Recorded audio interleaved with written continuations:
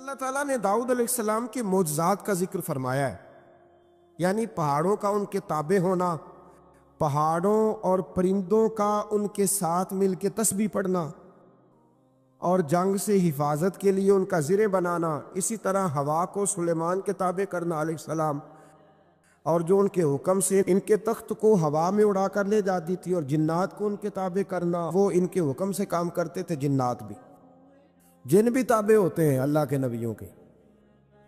جب نبی پاک طائف سے واپس آئے تھے تو حضور پریشان تھے، تو جنوں کی جماعت نے آ کے کلمہ پڑھا، کہا یا رسول اللہ اگر وقتی طور پر انسان نہیں مانتے تو ہم تو حاضر ہیں نا، ہمیں کلمہ پڑھا دیں۔ جن رسول اللہ کے غلام بنے تو حضرت سلیمان کا تخت بھی ہوا میں اڑتا تھا۔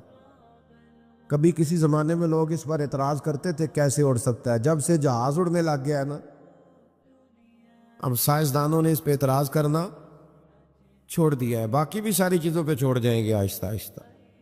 انسان سے مجبوری میں کوئی کام ہو جائے تو وہ تو معاف ہوتا ہے، لیکن وہ کہے کہ میں بھول گیا تھا، میرا دھیان نہیں رہا تھا، مجھے یاد نہیں رہا تھا، تو یہ غفلت ہے۔ تو غافل اب جب آپ ہو جاتے ہیں تو پھر غفلت انسان کو روز بروز زیادہ غافل کرتی جاتی ہے۔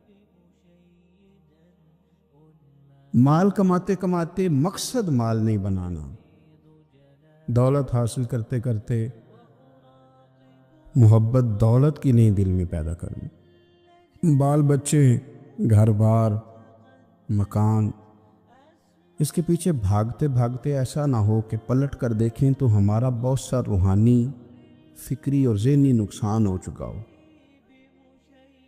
بہت سارے لوگ ہم میں سے ایسے ہیں جو الحمدللہ مقصود نہیں دولت کو بناتے، جن کا مقصود رزق حلال ضرور ہے لیکن وہ اس کو اپنے ذہن پہ سوار نہیں کرتے، صرف دولت کی ہو کے زندہ نہیں ہے، وہ اللہ کے بندے بن کے زندہ ہے، رسول اللہ صلی اللہ علیہ وسلم کے غلام بن کے فخر محسوس کرتے۔ دولت کی طرف جتنی زیادہ ہماری توجہ ہو گئی ہے اور مال کی جانب جتنا زیادہ ہمارا ذہن ہو گیا، سارے رشتے مال میں تلنے لگ گئے، ہر چیز کو اسی عینک سے دیکھا جانے لگا ہے۔ اللہ تعالیٰ نے قرآن مجید میں ارشاد فرمایا کہ یا ایھا الذین آمنوا لا تلھکم اموالکم ولا اولادکم عن ذکر اللہ، اے ایمان والو تمہارا مال اور تمہاری اولاد تمہیں اللہ کے ذکر سے کہیں غافل نہ کر دے۔ اولاد بھی تمہاری ہے، مال بھی تمہارا ہی ہے، رہے گا بھی تمہارے پاس، لیکن اس کی موجودگی میں غافل نہ ہو جانا، غافلوں جیسی زندگی نہ بتانا۔ جو لوگ سڑک کو منزل بنا لیتے ہیں وہ رستے میں رہ جاتے ہیں۔ سڑک جو ہوتی ہے وہ راستہ ہوتی ہے، منزل نہیں ہوتی۔ یہ جو رزق ہے، دولت ہے، مال ہے، اولاد ہے، یہ تو سارا رستہ ہے اللہ کی طرف جانے کا، کہ تھوڑا سا رزق حلال کمائیں، کمر سیدھی ہو جائے، اور پھر ہم اپنے رب کریم کی عبادت کریں۔ ہم رزق حلال کمائیں تاکہ ہم ہاتھ پھیلانے سے بچیں، اور ہم اللہ کے بندوں کی ضروریات کا خیال کریں، دین کے کاموں میں اپنے آپ کو مشغول کریں، کچھ نہ کچھ اپنا حصہ پیش کریں۔ یہ مقصود تھا، یہ منزل نہیں، یہ تو صرف ایک رستہ تھا۔ ہم نے اب کیا کیا ہے کہ یہی چیز ہماری منزل بن کے رہ گئی ہے۔ رات پیسے گننا، سویرے اٹھ کے پھر گننا شروع کر دینا، پیسوں میں رشتوں کو تولنا، پیسے کے ساتھ ہی اپنے آپ کو ہر وقت لگائے رکھنا، الجھ کے رہ گئے ہیں لوگ، الجھ کے، اور پھر کوئی بندہ جیت نہیں رہا۔ ہمارے دادا بھی یہی کہتے تھے کہ کچھ پیسے کمانے ہیں تاکہ بچے پال لوں، یہ کہتے کہتے چلے گئے۔ ہمارے ابا بھی یہی کہتے تھے، پھر اس کے بعد ہم نے بھی یہی بولنی شروع کر دی ہے، تو جیتا تو کوئی بھی نہیں، جیتا تو کوئی بھی نہیں۔ مال کو ضرور حاصل کرے۔ حضرت بہاءالحق نقشبند بخاری رحمۃ اللہ علیہ فرماتے ہیں، میں نے مینا کے میدان میں ایک نوجوان دیکھا جو لاکھوں کا کاروبار کر رہا تھا، لاکھوں کا، دیناروں کا کاروبار کرتا تھا، سونے چاندی ہیرے جواہرات کا کام کرتا تھا، لیکن فرماتے میں نے اس کے دل پہ نظر ڈالی، لاکھوں کا کام کرتا تھا پر اس کا دل ایک منٹ کے لیے بھی اپنے رب کی یاد سے غافل نہیں تھا۔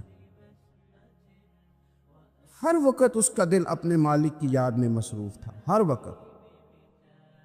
ارشاد فرماتے ہیں کہ میرا شروع میں اس کے بارے میں گمان یہ تھا کہ دیکھو یہ شخص کیا کر رہا ہے، پیسہ کما رہا ہے، دولت کے چکر میں پڑا ہوا ہے۔ فرماتے ہیں کہ پھر میں نے ایک اور منظر دیکھا، ایک اور رنگ میں نے دیکھا کہ وہ کما رہا تھا، اور پھر اختتام حج پہ میں نے دیکھا کہ جو کمایا تھا سارا اللہ کے بندوں پہ خرچ کر رہا تھا۔ آپ اور میں، ہم نے دیکھنا صرف یہ ہے کہ کہیں ایسا تو نہیں ہے کہ دولت میں الجھ گئے۔ بہت سارے لوگوں نے یہ کہا تھا، ہم سنتے تھے جب کوئی آدمی جانے لگتا تھا نا پردیش پیسہ کمانے کے لیے، تو وہ کہا کرتا تھا کہ میں ملک سے باہر جا رہا ہوں، 2 4 5 سال لگا کے آؤں گا، واپس آ کے پھر یہاں میں نے کوئی کام کرنا ہے، تھوڑے سے پیسے کماؤں تاکہ یہاں نہ پھر میرا سلسلہ کوئی بن جائے۔ وہ 3 سال لگانے گئے تھے پر 30 گزر گئے ہیں، لوٹ کے واپس کوئی نہیں آئے۔ وہ 4 سال کا کہہ کے گئے تھے پر سال 40 ہو گئے، لوٹے نہیں۔ کیوں نہیں لوٹے؟ اس لیے کہ پہلے مفاد چھوٹا تھا، خیال یہ تھا کہ تھوڑے سے پیسے آ جائیں گے، بچوں کا خرچہ چلنے لگ جائے، فیسیں پوری ہونے لگ جائیں، اور مجھے کسی سے مانگنا نہ پڑے، تو بس پھر میں کامیاب ہوں۔ یہ طے کیا تھا۔ اس کے فوراً بعد پھر جب باہر گئے تو خیال آیا کہ نہیں، صرف پنکھے کا نہیں، اے سی کا بل بھی دینا پڑے گا۔ پھر تھوڑا اور آگے بڑھے تو خیال آیا کہ چھوٹی گاڑی پہ گزارا نہیں ہوتا، بڑی گاڑی نہ لے لیں۔ پھر خیال آیا کہ بڑی گاڑی لی ہے تو یہ تو اندر کھڑی نہیں ہوتی، سامنے والا پلاٹ مل جائے تو ذرا گراج اچھا بن جائے گا۔ پھر الجھ گئے دوستو۔ پھر نہ مالک حقیقی کی جانب وہ نظر جو ہماری ہونی چاہیے تھی نہ رہی۔ ذوق سے نماز پڑھتے تھے، پھر ہماری نمازیں مختصر ہو گئیں۔ ہم سویرے اٹھ کے ذوق سے قرآن پاک پڑھتے تھے، پھر وہ وقت بھی ہمارا دفتر کی تیاری میں لگ گیا۔ رات درود شریف پڑھتے تھے، لیکن وہ بھی سارا ہمارا حساب کتاب میں وقت گزر گیا۔ ہم نے یہ سمجھا ہی نہیں کہ دولت کارخانہ نہیں دیتا، دولت سیٹ صاحب نہیں دیتے، دولت آپ کو آپ کی فیکٹری نہیں دیتی، دینے والے تو رب کریم کی ذات ہے۔ تو جہاں سے آنا تھا وہاں توجہ دینی چاہیے تھی کہ جہاں صرف ایک سبب تھا، ذریعہ تھا۔ حضرت اویس کرنی رضی اللہ تعالیٰ عنہ، ہمارے صوفیاء میں ایک لفظ بولا جاتا ہے فقر بوذر، یعنی کچھ لوگ ایسے ہیں جو سیدنا ابو ذر غفاری رضی اللہ تعالیٰ عنہ کے طریقے پہ چلتے ہیں۔ ایک لفظ بولا جاتا ہے فقر بوذر، کچھ لوگ فقر بوذر کے قائل تھے، اسی مزاج کے قائل تھے حضرت سیدنا اویس کرنی رضی اللہ تعالیٰ۔ ان کے ذہن میں ایک بات بیٹھ گئی تھی کہ یار دینے والا اللہ ہے، دینے والا عزت بھی اللہ دے گا، رزق بھی اللہ دے گا۔ بلکہ امام غزالی رحمۃ اللہ علیہ نے تو حدیث لکھی ہے، آپ فرماتے ہیں کہ نبی پاک صلی اللہ علیہ وسلم نے فرمایا جس نے بندوں سے عزت تلاش کی رب اسے رسوا کر دے گا۔ جو سیاست کر کے عزت حاصل کرنا چاہتا ہے، جو اس طرح کا ماحول بناتا ہے کہ میں کوئی ایسے کام کروں کہ لوگ میری واہ واہ کریں، لوگوں سے عزت کا حصول کرنے والے کو رسوا کر دیا جاتا ہے۔ عزت دراصل وہی ہے جو رب کریم عطا فرماتا ہے۔ میرے عزیز دوستو، آپ اپنی توجہ، دل کی توجہ، روح کی توجہ اپنے مالک کی جانب جب کر لیتے ہیں، غفلت کا پھندا اتار دیتے ہیں، اور ہر وقت غلبہ رکھنا پیسوں کا، ہر وقت اسی میں سوچنا، اسی میں محو ہو جانا، پھر آپ کا ذہنی نقصان ہوتا ہے۔ پھر آپ کی روح جو ہوتی ہے وہ بے چین رہنے لگتی ہے۔ پھر ایسے بھی غریب دیکھے جن کے پاس پیسے ہیں، پیسوں کے علاوہ کوئی شے بھی نہیں۔ پھر ایسے بھی تنگ دست دیکھے کہ جن کے پاس جائیدادیں بڑی ہیں پر ان کے پاس رات کو سکون سے سونے کے لیے وقت کوئی نہیں۔ عزیز بھائی، حضرت اویس کرنی رضی اللہ تعالیٰ عنہ کی ملاقات ہو گئی حضرت حرم بن حیان کے ساتھ، یہ بھی تابعی ہیں۔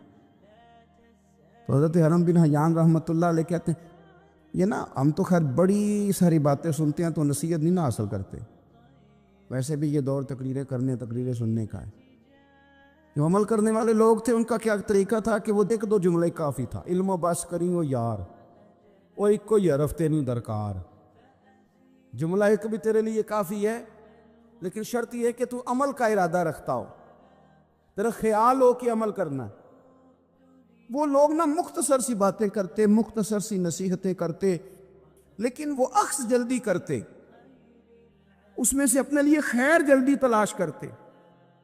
حضرت حرم بن حیان کی ملاقات ہوئی حضرت اویس کرنی رضی اللہ تعالیٰ عنہ کے ساتھ، تو حضرت حرم بن حیان کہتے ہیں میں نے عرض کی حضور میں کسی ملک میں جا کے رہنا چاہتا ہوں، کہیں سکونت اختیار کرنا چاہتا ہوں، یہاں سے ہجرت کرنا چاہتا ہوں، تو مجھے کوئی آپ مشورہ دے میں کہاں جاؤں؟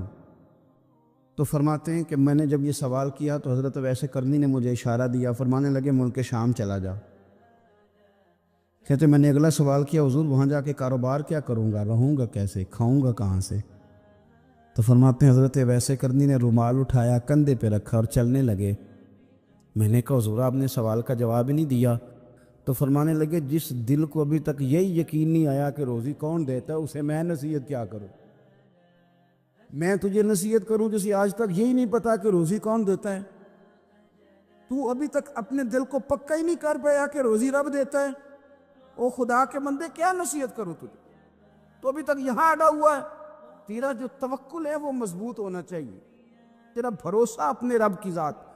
تو غافل ہو گیا اللہ سے، تو نے اسباب پر بھروسہ سارا کرنا شروع کر دیا۔ اسباب اختیار کیے جاتے ہیں، بھروسہ رب کریم پہ کیا جاتا ہے۔ ہماری جو غفلت ہے نا وہ بھلا کیوں ہوئی ہے؟ وہ اس لیے ہوئی ہے کہ پیسے کسی کو بھی برے نہیں لگتے، پتہ نہیں ان میں کیا کشش ہے۔ یہ نہ آپ کسی جگہ بھی ان کا نام لے لیتے ہیں یا کسی جگہ بھی آ جاتے ہیں تو یہ برے لگتے ہی نہیں۔ یہ جناب بڑی بڑی فقیری کا دعویٰ کرنے والے اور لوگوں کو طریقت اور تصوف کا درس دینے والے ان کو بھی اچھے لگتے ہیں۔ یہ تو جناب جو لوگوں کو کہہ رہے ہیں فقیر ہو جاؤ فقیر ہو جاؤ، وہ خود امیر ہوتے جا رہے ہیں۔ یہ پتہ نہیں ان میں کیا ہے ایسا خاص۔ ہمارے ایک استاد تھے تو مزاج میں بڑی ظرافت تھی، حالانکہ بڑے اللہ والے بندے تھے، تو بات بڑی وہ دل لگی کی کیا کرتے تھے۔ تو ایک دن ہم نے پوچھا استاد جی خوشبو کون سی اچھی لگتی ہے؟ کہنے لگے بیٹا جو پیسوں میں سے آتی ہے وہ مجھے بڑی اچھی لگتی ہے، اس لیے کہ ملتے کم ہیں۔ ہمارا نا جب اس طرح کا ذوق بن جاتا ہے نا، آپ مزاج بنا لیتے ہیں پیسوں کا۔ لوگ سمجھتے ہیں کہ غریبی کا ڈر شاید زیادہ ڈر ہے، لیکن کبھی آپ دروازہ رسول پہ جائیں نا تو حضور نے تو کوئی اور ڈر بیان کیا ہے۔ حضرت ابو عبیدہ بن جراح رضی اللہ تعالیٰ عنہ بحرین سے نا مال لے کے آئے بہت سارا، حضور نے بھیجا، جزیہ لینے گئے یا مال غنیمت کا کچھ مال تھا، آپ لے کے مسجد میں آئے تو لوگوں کو پتہ چل گیا کہ آج مال آیا ہے۔ اب سب کو حصہ ملتا تھا اس میں سے، بدریوں کو زیادہ ملتا تھا، باقی لوگوں کو بھی ملتا تھا۔ تو فجر کی نماز کے بعد لوگ گھروں کو جایا کرتے تھے، لیکن آج پتہ چلا نا مال آیا ہے۔ تو یہ سیاستہ میں حدیث موجود ہے، سب لوگ مسجد میں بیٹھے رہے۔ حضور علیہ السلام نے فرمایا تمہیں پتہ چل گیا مال آیا ہے؟ عرض کی حضور ہاں۔ فرمایا تمہیں بانٹنے لگے ہیں، دینے لگے ہیں۔ ہم نا غریبی سے ڈرتے ہیں، ہم اپنے بچوں کے لیے دعا کرتے ہیں ان پہ غربت نہ آئے، ہم اپنے بہن بھائیوں کے لیے دعا کرتے ہیں ان پہ غربت نہ آئے، کرنی چاہیے۔ لیکن ذرا اس حدیث کے مفہوم کو بھی دیکھیے گا۔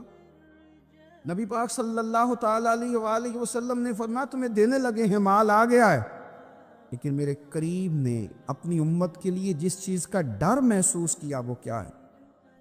حضور کے دل میں کس چیز کا خدشہ تھا وہ کیا ہے بیان کیا؟ حضور فرمانے لگے لوگو مجھے تم پر غربت کا ڈر نہیں، یہ ڈر نہیں کہ تم غریب ہو جاؤ گے، بلکہ مجھے تو ڈر ہے کہ تم پر دولت پھیلا دی جائے گی، تم زیادہ مالدار ہو جاؤ گے۔ خوف غریبی کا نہیں، خوف تمہارے مال کا ہے۔ اور حضور فرماتے ہیں کہ پھر تم انہی باتوں میں مبتلا ہو جائے گا جن میں پرانی امتیں مبتلا ہوئی تھی، اور جب وہ اللہ کی نافرمانی میں مبتلا ہوئی تھی تو پھر وہ ہلاک کر دی گئی تھی۔ مجھے ڈر ہے، مجھے ڈر ہے۔ ہاں، جہاں دولت آتی ہے وہاں سستی بھی آتی ہے، جہاں دولت آتی ہے وہاں معاذ اللہ عیاشی بھی آتی ہے، جہاں دولت زیادہ آ جاتی ہے وہاں پھر لوگ ہر چیز کو دولت میں تولنے لگتے ہیں۔ جہاں دولت زیادہ آتی ہے میرے بھائی، پھر لوگ سمجھتے ہیں کہ ہر چیز میں خرید لوں گا، پھر لوگوں کے ذہنوں کے اندر اس طرح کا فطور آتا ہے۔ حضور نے فرمایا مجھے ڈر ہے تمہارے دولت مند ہونے کا، ڈر ہے دولت مند ہونے کا۔ یارو، اپنے پیسوں سے ڈرا کرو، اپنی جائیدادوں سے ڈرا کرو، اپنے مال سے ڈرا کرو۔ وہ ہم نے جو بڑے بڑے محلات تعمیر کرنے شروع کیے ان سے ڈرا کرو، اس لیے کہ حضور نے فرمایا مجھے ڈر ہے۔ حضرت ابو بکر صدیق رضی اللہ تعالیٰ عنہ تشریف فرما تھے۔ ہمارے بچے بہت زیادہ آسانی مانگتے ہیں۔ اقبال نے کہا لہو مجھ کو رلاتی ہے جوانوں کی تن آسانی۔ جب میں جوانوں کا مزاج دیکھتا ہوں کتنے آرام پسند ہو گئے ہیں تو پھر میری آنکھوں سے لہو بہتا ہے۔ لہو مجھ کو رلاتی ہے جوانوں کی تن آسانی۔ ان کا وجود اتنا آسانی کا ماحول لینا چاہتا ہے، ذرا سی بھی کوئی تکلیف آپ دیکھ لیں، لائٹ بند ہو جائے تو مصیبت کھڑی ہو جاتی، کسی جگہ چند منٹ کے لیے آدھے گھنٹے کے لیے ٹریفک بند ہو جائے تو مثلاً کیا ہو جائے گا، لیکن یہ کہ طبیعتوں میں تلخی، اور جب وہ گاڑیاں آہستہ آہستہ چلتی ہیں تو ایک دوسرے سے آگے بڑھنے کی وہ شدت، وہ ہمارے مزاج میں ایک دوسرے کے بارے میں دل میں بڑے بڑے جملے، کیوں؟ اس لیے کہ ہماری طبیعت آسانی پسند ہے، ذرا سی بھی کوئی رکاوٹ ہم نہیں برداشت کرتے، تھوڑی دیر کے لیے ٹھہرنا پڑ جائے ہمارے لیے بڑا مشکل کام ہے۔ داتا صاحب رحمۃ اللہ علیہ نے کشف المعجوب کے اندر لکھا ہے کہ صوفیاء کا ایک گروہ ایسا گزرا ہے جو ملامتی کہلاتے ہیں، ان کو لوگ برا کہیں تو وہ خوش ہوتے ہیں، وہ سمجھتے ہیں جب لوگ تنقید کرتے ہیں تو نفس پہ بوجھ پڑتا ہے، جب کوئی دل توڑتا ہے تو اللہ کی بارگاہ میں رونا آسان ہو جاتا ہے۔ ایک گروہ گزرا ہے صوفیاء کا، وہ پسند کرتے ہیں اس چیز کو، یہ بہت زیادہ تعریف، توصیف، نعرے، شور، یہ بعض اوقات نفس کے تکبر کا سبب بنتا ہے۔ آپ ملاحظہ کر لیں، حضرت ابو بکر صدیق رضی اللہ تعالیٰ عنہ سے یہ سلسلہ چلا ہے، کس قدر زیادہ تانے تھے ان کے لیے، کتنی زیادہ آزمائش تھی ان کے لیے، کتنا زیادہ پریشانی کا سامان تھا، لوگ کیا کچھ کہتے تھے، اور پھر یہ سلسلہ تمام صحابہ کے لیے اسی طرح رہا۔ آپ لوگ جن لوگوں کی تعریف کرتے ہیں یہ ضروری نہیں کہ باقی بھی سارے ان کی تعریف کرتے ہوں۔ امام علی مقام سیدنا امام حسین رضی اللہ تعالیٰ عنہ کا ہم دن مناتے ہیں، پوری امت مسلمہ امام حسین رضی اللہ تعالیٰ عنہ کی عظیم قربانی کی یادگار مناتی ہے، تو سارے کلمہ گو تو ایسا نہیں کرتے۔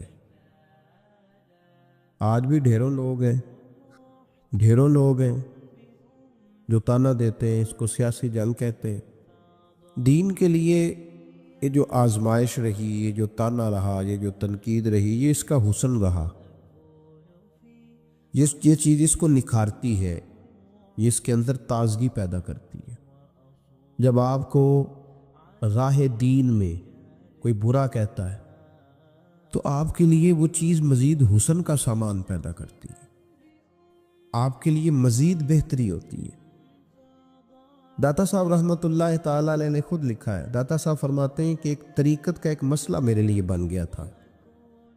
روحانی سفر انسان کر رہا ہوتا ہے نا، جب بڑے اچھے اس کے اوراد و وظائف چل رہے ہوتے ہیں، عبادات چل رہی ہوتی ہیں، تہجد میں بوجھ نہیں ہوتا اس کے لیے اٹھنا، تلاوت قرآن پاک صحیح کر رہا ہوتا ہے، اگر مراقبے پہ بیٹھا ہے تو صحیح بیٹھا ہوتا ہے، اس کے اسباق صحیح چل رہے ہوتے ہیں، کئی دفعہ رکاوٹ آ جاتی ہے، اس کی کوئی نہ کوئی وجہ ہوتی ہے، یہاں تو کہیں غلطی ہو جاتی ہے، یا انسان کوئی ایسی بھول کر بیٹھتا ہے جس کے نتیجے میں بریک لگ جاتی ہے۔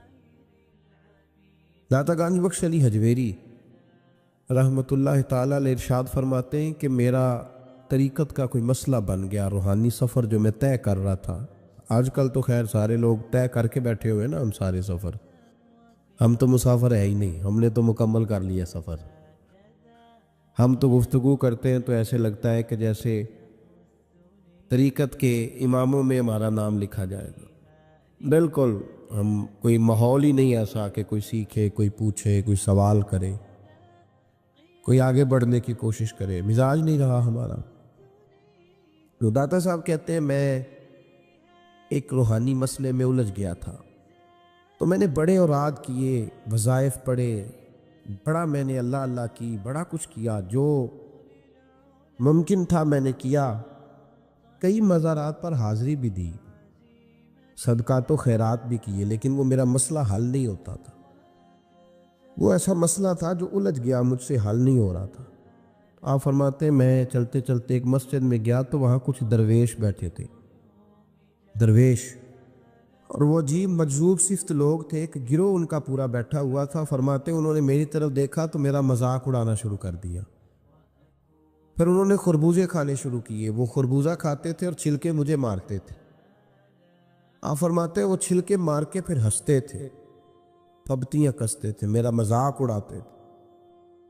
فرماتے ہیں وہ میرا مسئلہ جو کئی دنوں کا اٹکا ہوا تھا، حل نہیں ہو رہا تھا، ان کی یہ حرکت کرنے سے میرا وہ والا مسئلہ اللہ نے حل فرما دیا۔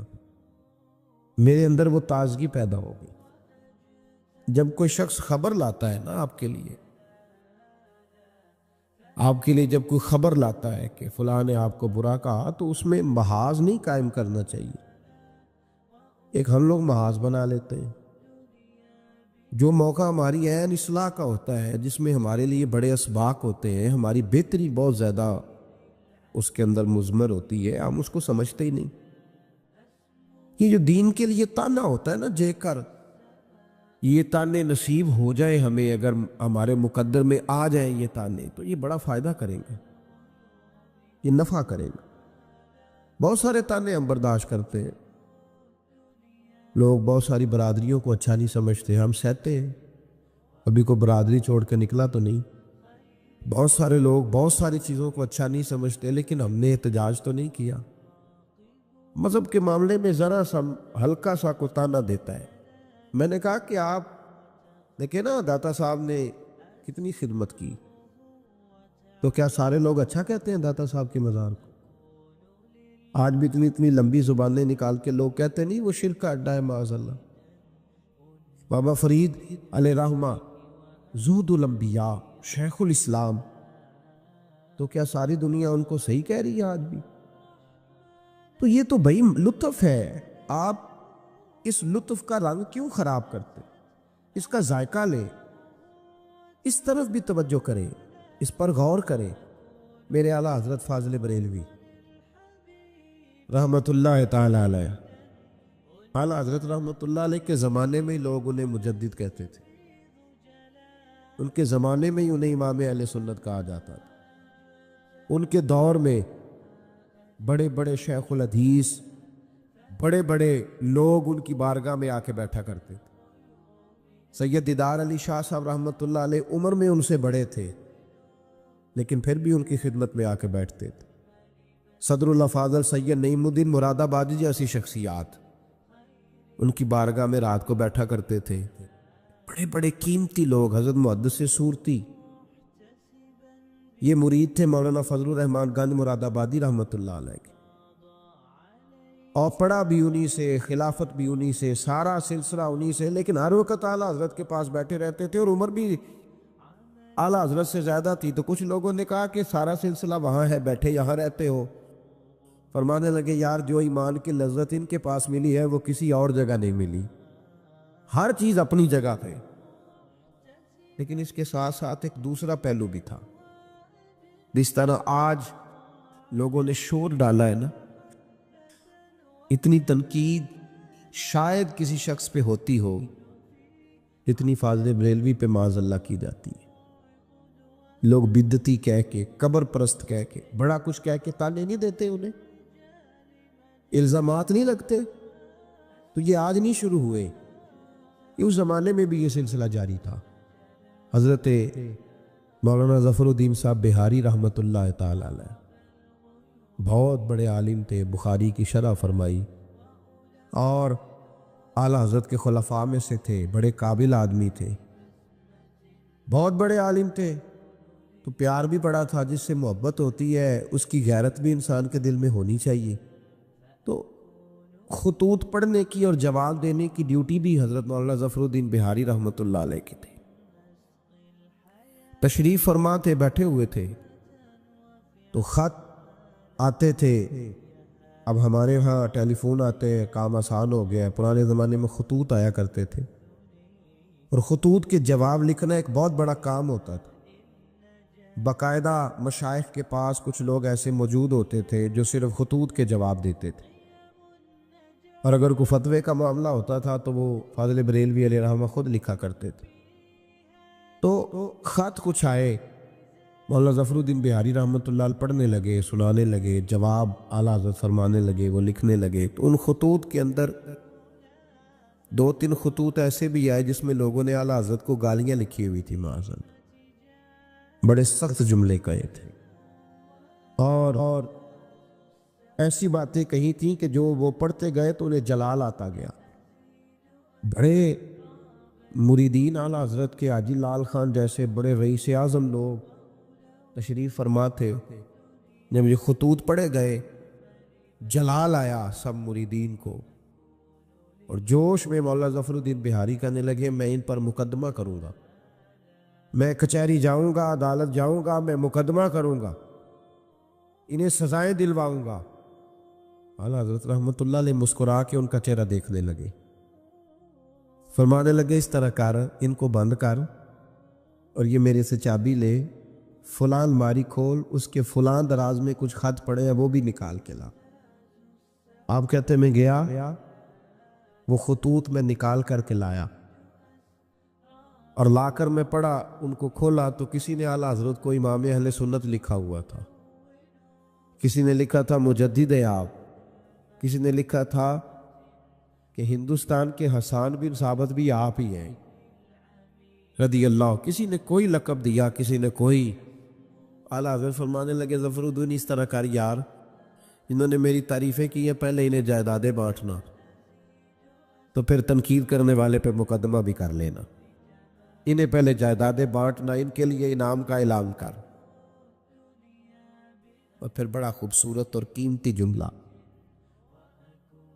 جو صوفیاء کی روحانی تربیت کے لیے بڑا قیمتی ہے، بڑا خوبصورت جملہ کہا. آپ فرمانے لگے مجھے بتاؤ تو صحیح، میرا ان کے ساتھ ذاتی جھگڑا کیا ہے؟ یہ جو مجھے گالیاں دیتے ہیں، میرا جھگڑا کیا ہے ان کے ساتھ؟ کوئی زمین کا میرا ان کے ساتھ لین دین کا معاملہ؟ کیا جھگڑا ہے؟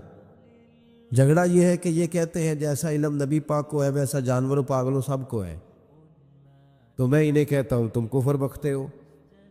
یہ کہتے ہیں لاٹھی تو فائدہ دیتی ہے، محمد اور علی تو اتنا فائدہ بھی نہیں دیتے، تو میں انہیں کہتا ہوں تم کفر بکتے ہو. یہ کہتے ہیں اللہ جھوٹ بول سکتا ہے معاذ اللہ، تو میں کہتا ہوں تم کفر بکتے ہو. یہ کہتے ہیں حضور کے بعد بھی کوئی نبی آئے تو ختم نبوت میں فرق نہیں پڑتا، تو میں کہتا ہوں تم کفر بکتے ہو. یہ کہتے ہیں گدھے بیل کا خیال آئے تو نماز نہیں ٹوٹتی، نبی پاک کا آ جائے تو ٹوٹ جاتی ہے. تو فرمایا میں انہیں کہتا ہوں میرا ان کے ساتھ جھگڑا کیا ہے؟ یہ بس جھگڑا ہے. فرمایا چل ظفر الدین انہیں مجھے گالیاں نکالنے دے، جب تک مجھے گالیاں لکھتے رہیں گے میرے نبی کی توہین میں تو کوئی جملہ نہیں نہ لکھیں گے. لکھنے دے مجھے گالیاں. جے کر یار دے نام دا ملے بیڑا، چولی پا لئیے پنجے سٹیے نا. تو یہ کر یار دے نام دی ملے سولی، جھوٹا جھوٹ لئیے پیشہ ہٹی. ہمارے بزرگوں نے ہمیں سکھایا ہے ملامت نفع کی چیز ہے. جب آپ حق بات کہتے ہیں تو بہت سارے لوگ ایسے ہوتے ہیں جن کو وہ بات اچھی نہیں لگتی. اپنی طبیعت کے اندر یہ تازگی پیدا کریں. درس یہ ہے آج کا کہ یہ تازگی اپنی طبیعت میں پیدا کریں. اور بڑی جلدی پریشان ہو کے بکھر جانا، بلکہ کچھ ساتھی بکھرتے ہیں، کچھ بکھرتے ہیں، بالکل بکھر جاتے ہیں۔ آپ بکھرے نہیں۔ اگر کوئی شخص 2 منٹ کے لیے کہہ ہی دیتا ہے کہ پتہ ہے مجھے تو پہلے کیا تھا، آج تو نے وہاں جا کے داڑھی رکھ لی ہے، تو اس سے آپ کی داڑھی کا ثواب بڑھ جائے گا، کم نہیں ہوگا۔ اس سے آپ کا اجر اسے بڑھے گا، آپ کو فائدہ زیادہ ہوگا۔ جتنی نیکی دقت کے ساتھ ہوتی ہے اتنا اللہ اجر زیادہ عطا فرماتا ہے۔ تو آپ بڑی جلدی پریشان نہ ہوا کریں، بڑی جلدی آپ جو ہے وہ اس طرف توجہ نہ کیا کریں کہ یہ مجھے فلاں آدمی یہ کہہ رہا ہے تو اب کیا بنے گا، کس طرح کر کے یہ سلسلہ چلے گا۔ یہ ہمارے بزرگوں نے، ہمارے مشائخ نے، ہماری تربیت کرنے والوں نے یہ اسباق ہمیں پڑھائے کہ اس سے فائدہ ہوتا ہو، اس سے نفع ہوتا ہے۔ بہت سارے لوگ کہتے ہیں میں نے داڑھی رکھ لی تو میرے اندر بڑی کمی ہے، تو لوگ کہیں گے، بہت سارے لوگ تانا دیتے ہیں داڑھی رکھ کے تو اس طرح کرتا ہے۔ تو بھائی بات یہ ہے کہ داڑھی رکھنے کے بعد معصوم کون ہو جاتا ہے؟ یہ کس نے فتویٰ دیا ہے کہ جو رکھ لے وہ معصوم ہے، اب اس سے غلطی نہیں ہوگی؟ تو گناہ چھوڑنے کی کوشش کرنی چاہیے، بلکہ میرا تو نظریہ یہ ہے کہ داڑھی بہت سارے گناہوں سے بچا لیتی ہے بندے کو، بہت ساری گناہوں سے داڑھی بندے کو یہ محفوظ کر لیتی ہے۔ یہ چیزیں آپ کو بچائیں گی، آپ کا تعارف پڑ جائے گا، آپ کے لیے لوگ اچھے جملے کہنے لگ جائیں گے، خیر کا فکر آپ کے لیے ادا کیا جائے گا۔ اس لیے نیکی کے راستے میں جب کوئی آدمی کوئی کسی جگہ پہ کسی شخص کو برا کہے، پھر ایک اور سوال ہے، اس کا جواب بھی بڑا ضروری ہے۔ کہتے ہیں جب میں برا تھا مجھے کوئی تنگ نہیں کرتا تھا، کسی کی طاقت نہیں ہوتی تھی، اب میں اچھا ہو گیا ہوں تو سارے چڑھائی کر جاتے ہیں۔ او بھائی بات سنو، بڑی سادی سی بات، میں نے شاید پہلے بھی ایک دفعہ یہ جملہ کہا تھا آپ کو سمجھاتے ہوئے، پھر کہتا ہوں۔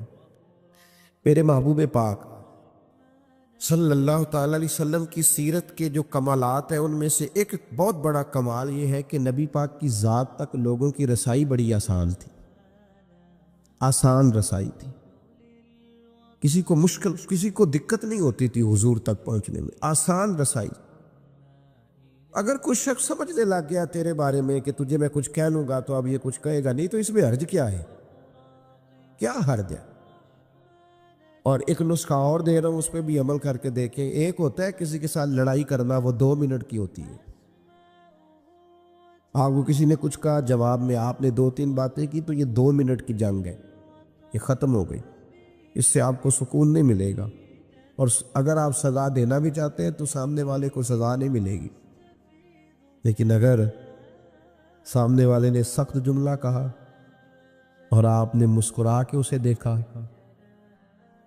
اور پھر آپ نے خاموشی اختیار فرمائی، آپ تو خوش ہو کے گھر آ جائیں گے، وہ ساری رات سو نہیں سکے گا، اس کے لیے مشکل بن جائے گی کہ میرے ساتھ اس نے کر کیا دیا ہے، کیا کر دیا اس نے میرے ساتھ، کیا اس نے کر دیا میرے ساتھ۔